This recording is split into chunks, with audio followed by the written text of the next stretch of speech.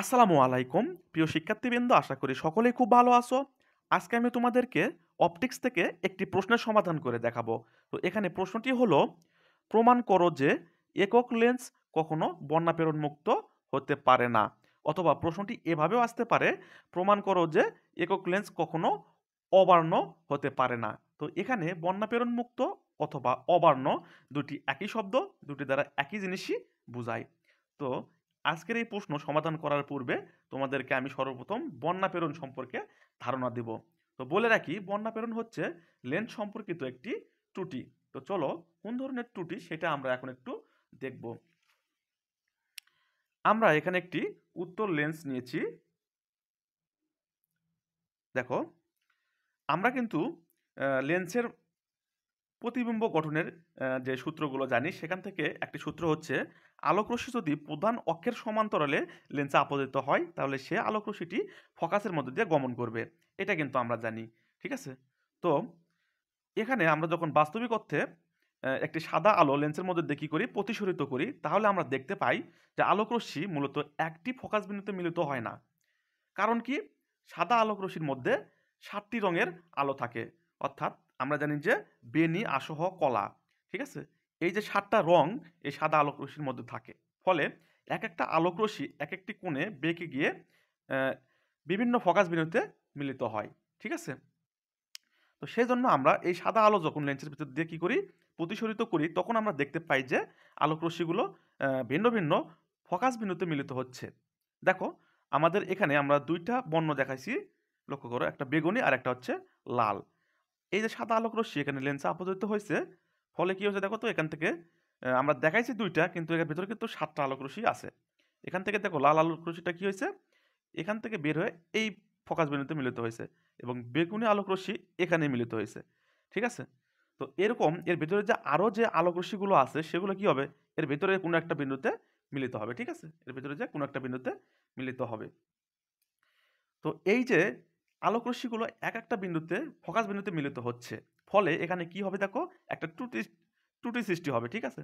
অর্থাৎ এতটুকুর ভিতরে আমরা একাধিক ফোকাস বিন্দু পাবো, ফলে যে প্রতিবিম্ব এখানে গঠিত হবে সেই প্রতিবিম্বটা হবে রঙিন, ঠিক আছে। আর এই ত্রুটিকে আমরা বলি আহ, কি বলি, এই ত্রুটিকে আমরা বলি বর্ণাপেরণ ত্রুটি, ঠিক আছে। তো এইখানে দেখো, আমাদের বর্ণাপেরণটা তৈরি হবে এতটুকুর ভিতরে, ঠিক আছে। এতটুকু দৈর্ঘ্যের ভিতরে আমাদের বর্ণাপেরণটা তৈরি হচ্ছে। আমরা এই যে চিত্রটা নিয়েছি, চিত্রের ভিতরে দেখতেছি এতটুকুর মধ্যে। তাহলে এই যে এতটুকু দৈর্ঘ্য আমরা পাইলাম দুইটা ফোকাসের মধ্যে, এই দুইটা ফোকাসের মধ্যে এতটুকু দৈর্ঘ্য আমরা পাইলাম, এই দৈর্ঘ্যটা আমরা কিভাবে বের করব?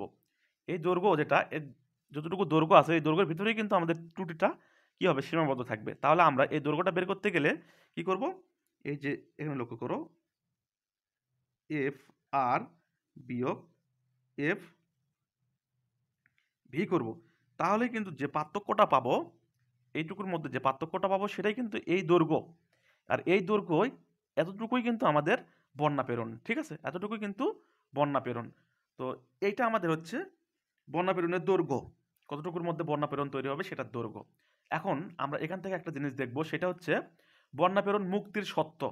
অর্থাৎ বর্ণাপেরণ যদি না ঘটে তাহলে কি হবে।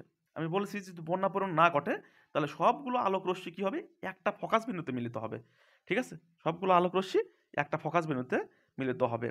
তো এখন বিবেচনা করো যে আমাদের এই লেন্সে বর্ণাপেরণ নাই, তাহলে কি হবে, সাদা আলোক রশ্মি আমি যদি এখানে দিই, তাহলে সবগুলো আলোক রশ্মি এই ফোকাস বিন্দুতে মিলিত হবে, অথবা এখানে মিলিত হবে। তাহলে আমি ধরলাম যে এখানে এসে কি হবে, আলোক রশ্মিগুলো মিলিত হবে। তাহলে এখানে যদি আলোক রশ্মি মিলিত হয় সবগুলো, তাহলে আমরা বলবো যে এই লেন্সে বর্ণাপেরণ নাই।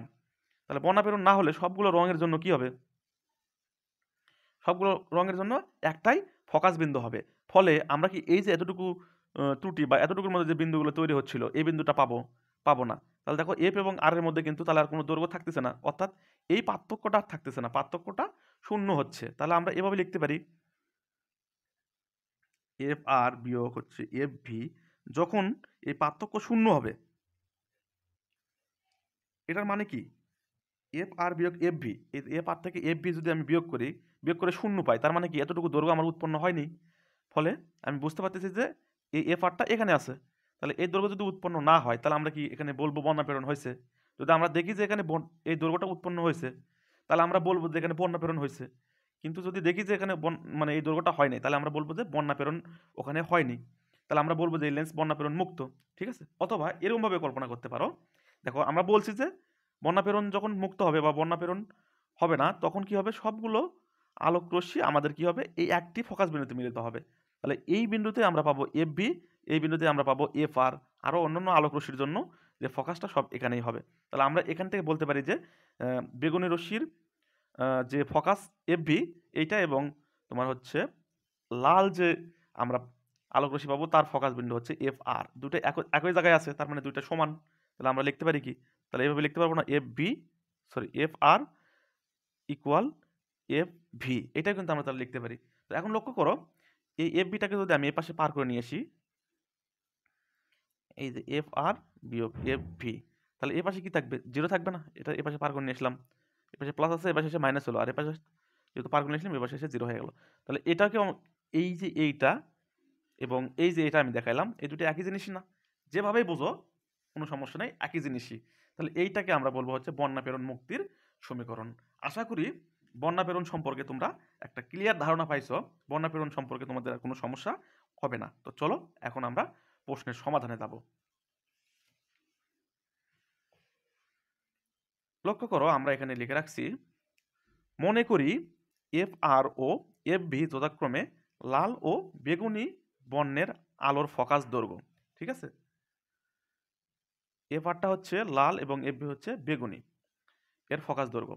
এক্ষেত্রে অনুদৈর্ঘ্য বন্যা প্রেরণ আমরা পাচ্ছি হচ্ছে F R minus F V, যেটা আমি দেখাই দিলাম। ঠিক আছে? যে যে দৈর্ঘ্যটা আমরা পাইলাম বন্যা প্রেরণের, সেই দৈর্ঘ্যটা হচ্ছে F R minus F V. তাহলে একক লেন্সে বন্যা প্রেরণ মুক্তির সত্য হতে পাই। কি হবে, বন্যা প্রেরণ মুক্তির সত্য হবে কি, এই দুটোর যে পার্থক্য আমরা পাইলাম, এই পার্থক্যটা শূন্য হলে সেখানে আমরা বলতে পারবো যে এখানে বন্যা প্রেরণ তৈরি হয়নি, অর্থাৎ বন্যা প্রেরণ মুক্ত। তাহলে এটাকে আমরা বলতে পারতেছি যে বন্যা প্রেরণ মুক্ত সত্য, আমরা কিন্তু এটা জানি। তাহলে এখান থেকে এটা মাইনাস আছে, আমরা এটা এপাশে পার করে দিলে কি হবে, প্লাস হবে না? আমরা একটু আগে সূত্র দেখাইলাম আমাদের, এই যে এখান থেকে কিন্তু এখানে দেখাইছিলাম, তাহলে এখান থেকে আবার এখানে আসতে পারি আমরা কিন্তু। ঠিক আছে? অর্থাৎ F R minus F B equal zero. তাহলে এই মাইনাসটাকে আমরা এপাশে পার করে দিলাম, তাহলে এখানে এসে প্লাস হয়ে গেল। এখন কি করছি দেখো, এইটাকে উল্টাই দিছি, এফ আর আছে, উল্টাই দিলে কি হবে, ওয়ান ভাগ এফ আর হবে। এটাকে উল্টাই দিছি, উল্টাই দিলে কি হবে, ওয়ান ভাগ এফ ভি হবে। কারণ কি, এগুলোর নিচে কি ওয়ান আছে না, ভাগ ভাগ আকারে আছে কিন্তু ওয়ান, উল্টাই দিলে কি হবে, সেটা উপরে চলে যাবে ওয়ান। আশা করি এই জিনিসটা তোমরা সবাই বোঝো। এটাকে আমরা 1 নম্বর সমীকরণ দিয়ে রাখলাম। ঠিক আছে? তো আমরা জানি, এখানে দেখো ওয়ান ভাগ এফ ইকুয়াল আমরা লিখছি mu minus one into one ভাগ আর ওয়ান মাইনাস ওয়ান ভাগ আর টু। এইটা হলো লেন্স প্রস্তুতকারকের সমীকরণ। ঠিক আছে? তোমরা কিন্তু ইন্টারে এটা পড়ে আসছো। ঠিক আছে? ইন্টারে কিন্তু এটা পড়ে আসছো, লেন্স প্রস্তুতকারকের সমীকরণ। দেখো, যেখানে এফ হচ্ছে ফোকাস দৈর্ঘ্য, এখানে মিউটা কি, প্রতিসরাঙ্ক, এবং আর ওয়ান এবং আর টুটা আসলে কি, আর ওয়ান হচ্ছে এখানে যে আমরা দেখো এখানে যে দর্পণ দেখলাম, সরি যে লেন্স দেখলাম, এখানে এই লেন্সের যে পৃষ্ঠে আমরা কি করতেছি, আলোকরশ্মি আপতিত হচ্ছে, এটার যে বক্রতার ব্যাসার্ধ, ঠিক আছে, এই বক্রতার ব্যাসার্ধ, এবং আলোকরশ্মি যে পৃষ্ঠে হতে কি হচ্ছে, প্রতিসরিত হচ্ছে, এই পৃষ্ঠের বক্রতার ব্যাসার্ধ হচ্ছে আর টু। ঠিক আছে? এটা লেন্স প্রস্তুতকারকের সমীকরণ, যেহেতু আমি বলছি, তোমরা একটু চাইলে দেখে নিতে পারো। তো এখানে দেখো, আমরা এটা মূল সমীকরণ পাইছি এইটা। তো এখান থেকে আমরা লাল আলোক রশ্মির জন্য নিব কি, এফ এর জায়গায় আমরা এফ আর নিচ্ছি, মিউ এর জায়গায় মিউ আর নিচ্ছি। ঠিক আছে? বাকিটা সেম থাকবে। এবং বেগুনি আলোর জন্য কি নেব, ওয়ান ভাগ এফ ভি, এখানে শুধুমাত্র মিউ ভি নিব, বাকিটা সেম থাকবে। তাহলে এখন লক্ষ্য করো, আমরা এই যে এফ ওয়ান ভাগ এফ আর ওয়ান ভাগ এফ ভি এর মানটা 1 নম্বর সমীকরণে বসাই দিতে পারি না? আমরা কিন্তু 1 নম্বর সমীকরণে এই মানটা ইনপুট করে দেব। তাহলে কি হবে দেখো, লক্ষ্য করো, ওয়ান ভাগ এফ আর এর মান যেটা আছে পুরোটাই আমরা কি করব, এখানে বসাই দেবো। এই দেখো বসাই দিচ্ছি পুরোটাই।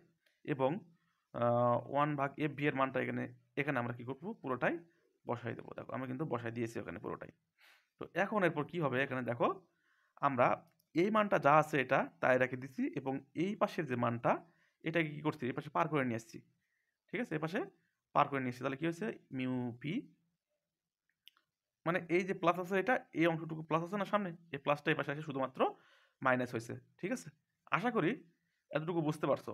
এটা পাশে পার হওয়াতে মাইনাস হয়েছে এবং এটা জিরো হয়েছে। এতটুকুতে আশা করি কারো কোনো সমস্যা নেই। এরপরে আমরা এখানে কি করব লক্ষ্য করো, এইটুকু যে অংশ আছে এই অংশ এবং এই অংশের মধ্যে দেখো এই যে এইটা কমন, 1/r1 - 1/r2, এখানে 1/r1 - 1/r2 এইটা কমন। তাহলে আমরা যদি এটা কমন নেই তাহলে এই অংশ থাকবে না, শুধুমাত্র এই অংশ থাকবে, অর্থাৎ মিউ আর মাইনাস ওয়ান, আর এখানে মাইনাস যেহেতু আছে তো এই চিহ্নটা পরিবর্তন হয়ে যাবে, মিউ ভি এর প্লাস মিউ ওয়ান হবে। ঠিক আছে, তো দেখো আমরা পরবর্তী অংশে কি করি। তো দেখো আমরা এখানে এই যে 1/r1 - 1/r2 কমন নিয়েছি, ফলে কি থাকতেছে mu R minus one minus mu V plus one এটা থাকবে। ঠিক আছে, তো দেখো মনে হচ্ছে অনেকের সমস্যা হতে পারে, আমি এখানে লাইনটা ওই লাইনটা আমি এখানে দেখাই দিচ্ছি তোমাদেরকে যে কি আসলে হইলো এখানে। আমরা এখানে আগের পেজে দেখছি এরকম ছিল না, এখানে ছিল হচ্ছে 1/r1 - 1/r2।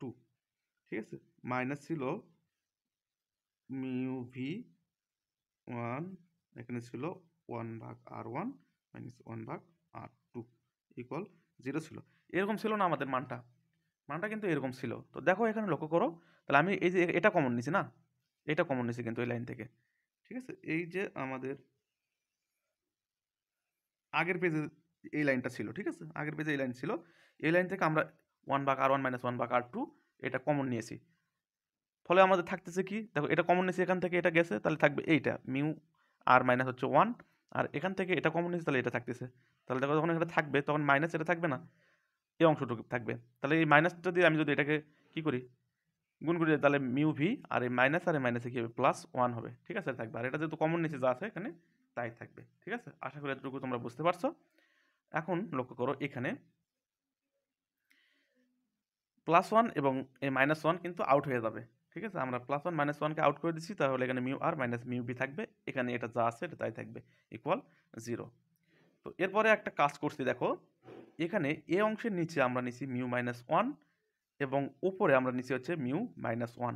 তাহলে আমরা যদি আবার এই মিউ মাইনাস ওয়ানকে কেটে দিই তাহলে কিন্তু আবার আগের রাশি কিন্তু আমরা পাচ্ছি, তো আগের লাইনটা কিন্তু আমরা ফিরে পাচ্ছি, তাহলে আমরা কিন্তু এখানে নিতে পারি, কোনো সমস্যা নেই, আমাদের ক্যালকুলেশনের সুবিধার্থে আমরা এটা নিয়েছি। তো দেখো এখন এখানে নেওয়ার ফলে কি হয়েছে ঘটনাটা, এইটুকু অংশ, এইটুকু অংশকে আমরা কি লিখতে পারি, বিচ্ছুরণ ক্ষমতা লিখতে পারি। বিচ্ছুরণ ক্ষমতা ডাব্লিউ সমান আমরা জানি হচ্ছে mu R minus mu V ভাগ হচ্ছে মিউ মাইনাস ওয়ান।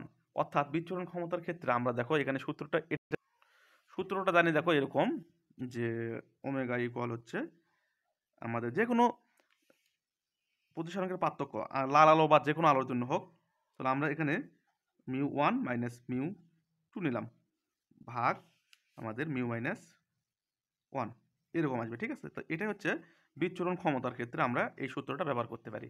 তো এই সূত্রটা এখানে দেখো পড়ছে, তাহলে এইটুকু সমান আমরা কি লিখতে পারি, ডাব্লিউ লিখতে পারি। ঠিক আছে, এটুকু সমান আমরা ডাব্লিউ লিখছি, আর এইটুকু সমান আমরা কি জানি, ওই যে লেন্স প্রস্তুতকারকের সমীকরণ প্রথমেই দেখাই দিলাম, যে এইটা সমান আমরা লিখতে পারবো হচ্ছে এফ, ডাইরেক্ট আমরা এটা সমান লিখতে পারবো এফ। তাহলে আমরা এটা লিখছি হচ্ছে দেখো, সরি এফ না, এটা সমান আমরা লিখতে পারবো 1/f। তাহলে এটা কি 1/f আকারে আছে না, 1/f আকারে আছে, অর্থাৎ দেখো এখানে আমি দেখাই দিচ্ছি এরকম, এটার মান আমরা কি লিখছি, এতটুকুর মান লিখছি ওমেগা। ঠিক আছে, আর এতটুকুর মান আমরা লিখছি হচ্ছে 1/f ইকুয়াল 0 হয়েছে। ঠিক আছে, তো এই জিনিসটাকে আমি ওখানে একবারে লিখছি, আশা করি এটাতে কারোর কোনো সমস্যা হবে না। তাহলে এই যে সমীকরণ আমরা এটা পাইলাম, এটা ইকুয়াল টু 0, এই সমীকরণটা আসলে অবর্ণতার সত্য অথবা বন্যা প্রেরণ মুক্তির সত্য। ঠিক আছে, অর্থাৎ দেখো এখানে আমরা যদি বিচ্ছুরণ ক্ষমতা এবং এই যে এটা হচ্ছে ফোকাস দৈর্ঘ্য, এই দুটোর অনুপাতকে যদি 0 করতে পারি তাহলে আমরা বলবো যে ওই লেন্সটার অর্থাৎ বন্যা প্রেরণ মুক্ত ওটা, অথবা ওটা অবর্ণ লেন্স। ঠিক আছে, এখন দেখো আমাদের একটু এখানে প্রতিবন্ধকতা তৈরি হয় কিভাবে,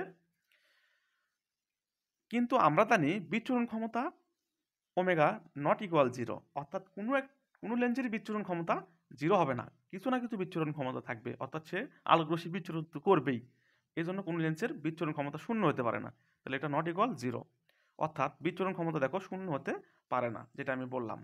তাহলে ওমেগা ভাগ এফ ইকুয়াল টু 0 হতে হলে কি হতে হবে দেখো তো, যদি এইটার মান শূন্য না হয় তাহলে এইটাকে যদি আমি শূন্য করে দিই তাহলে 1/0 এর মান কিন্তু ইনফিনিটিভ হয়, তা কিন্তু করা যাবে না, তাহলে এটা 0 আসবে কি, এখানে কিন্তু তাহলে 0 আসবে না। তাহলে এখন লক্ষ্য করো, যদি এটা 0 হয় তাহলে এইখানে এফ অফ এফ, যেটা আমরা লিখছি ফোকাস দৈর্ঘ্য, যেটা এফ, এই ফোকাস দৈর্ঘ্য অসীম হতে হবে। এটা ইকুয়াল টু যদি আমরা 0 আনতে চাই তাহলে এফটা অসীম হতে হবে, কারণ এখানে যদি কোনো সসীম মান বসাই, আমি যদি 0 বসাই তাহলে কিন্তু এটা কি হবে, ইনফিনিটিভ হয়ে যাবে। যদি 1 বসাই তাহলে কিন্তু এই ওমেগা 0 হয়ে যাবে। 2 বসালেও কিন্তু কিছু একটা মান আসবে, কিন্তু এটা কি হবে না, 0 আমরা করতে পারবো না, এই অনুপাতটাকে 0 করতে পারবো না। তাহলে অনুপাতটাকে যদি 0 না করতে পারি তাহলে কি হবে, আমরা বলতে পারবো যে ওই লেন্স অবান্য হতে পারবে না। দেখো মূল জিনিসটা আমি আবার ভালো করে তোমাদেরকে এখানে ক্লিয়ার করে দিচ্ছি, যে এখানে এফটা শুধুমাত্র যদি অসীম হয় তাহলে এখানে কি হবে, শূন্য হবে। ঠিক আছে, সেই জন্য আমরা বলছি যে এটা যদি ওমেগা ভাগ এফ ইকুয়াল টু 0 যদি হয় তাহলে ফোকাস দৈর্ঘ্য অসীম হতে হবে। একমাত্র ফোকাস দৈর্ঘ্য যদি অসীম হয় তাহলে এটা শূন্য হবে। কিন্তু আমরা যে লেন্সগুলো ব্যবহার করি বা একক লেন্সগুলো ব্যবহার করি, সেই লেন্সের ফোকাস দূরত্ব কি অসীম হয়? ফোকাস দূরত্ব কিন্তু অসীম হয় না। ঠিক আছে, ফোকাস দূরত্ব আমাদের সসীম হতে হয়। তাহলে সুতরাং আমরা দেখো বলতে পারি যে, সুতরাং বলা যায় সসীম ফোকাস দৈর্ঘ্যের লেন্স কখনো অবান্য হতে পারে না। অর্থাৎ আমরা যে লেন্সগুলো ব্যবহার করি, সসীম দৈর্ঘ্যের যে লেন্সগুলো, সেগুলো কি হতে পারে না, কখনো অবান্য হতে পারে না, অথবা বন্যা প্রেরণ মুক্ত হতে পারে না। তাহলে আমরা এটা এখান থেকে এখন নিশ্চিত হতে পারতেছি যে একক লেন্স কখনো বন্যা প্রেরণ মুক্ত হতে পারে না। আশা করি তোমরা সবাই এটা বুঝতে পারছো। তারপরে যদি কোনো সমস্যা থেকে থাকে অবশ্যই কমেন্ট করে জানাই দিবা। ধন্যবাদ।